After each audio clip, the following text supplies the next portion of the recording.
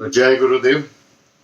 आज फिर से हम क्षमा जी का प्रश्न ले रहे हैं कि एक हिस्सा जो हमारा कहने का रह गया था, आपको बताया कि देवी देवताओं का संचार, भूत प्रेत बाधा जो है, इसके बारे में बहुत ही विगत से आपको समझाया था कि 90% ये जो होता है ये सच नहीं होता है।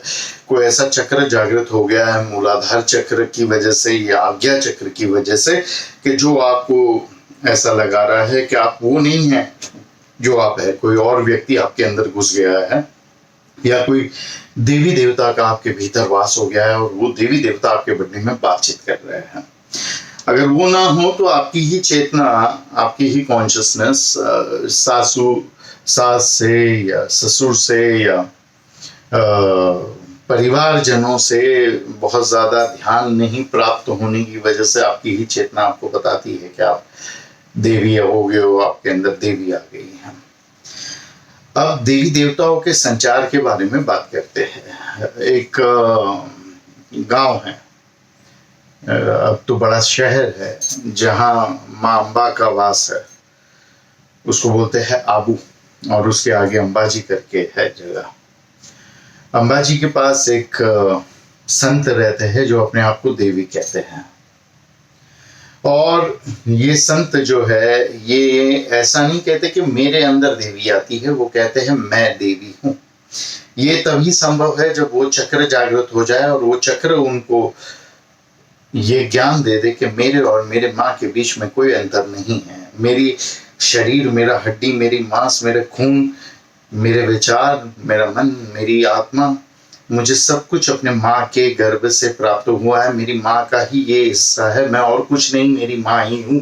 और मेरी माँ अपनी माँ है, नानी है, नानी पर नानी है, और इसी प्रकार से जाते जाओ तो सब पूरा संसार जो है, अनेक अनंत कोटि ब्रह्मांड जो है, वो माँ भगवती से आया है और सब कुछ माँ भगवती है।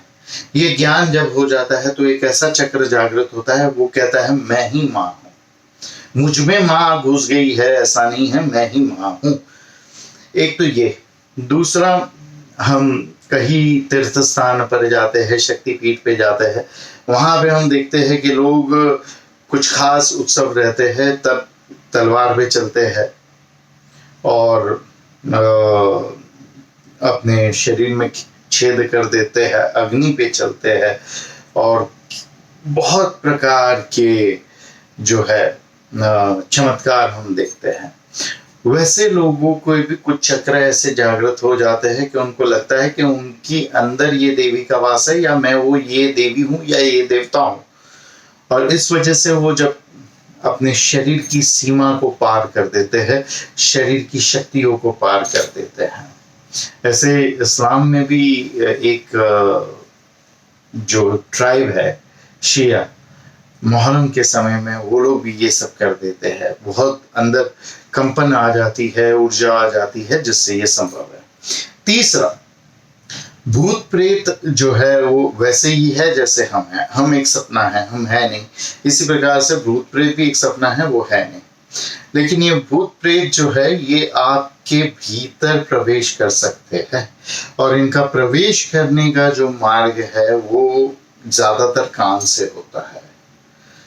तो इसी वजह से सारे धर्म दाढ़ी रखने को कहते हैं, औरतों को भी बाल लंबे रखने कहते हैं, और सर ढकने कहते हैं, जिससे कान भी ढके रहे, और ये कपाल तक ढका हुआ होना चाहिए कि कोई औरत का वशीकरण ना कर सके या प्रेत वगैरह अंदर ना घुस सके।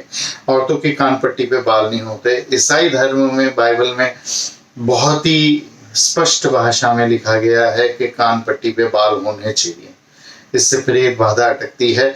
जिन लोगों ने ऑरा किया है उनको ठीक ठीक पता है, ऑरा मेंटोरिंग कोर्स किया है उनको भी ठीक ठीक पता है कि कैसे बाल आपके आभा की, ऑरा की, मन की, ऑरा और मन में कोई अंतर नहीं है, दोनों ही की है, सुरक्षा करता है।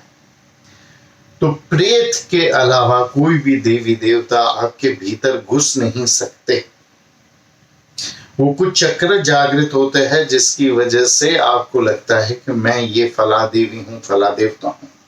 पर भूत बाधा, प्रेत बाधा, डाकिन शाकिन, डीमन, शैतान, लूसीफर, ये वो, फला डिगना, सोलोमन, ये सब आपके अंदर एक स्थान ग्रहण कर सकते हैं और आपको वश कर सकते हैं और आपको तकलीफ में डाल सकते हैं।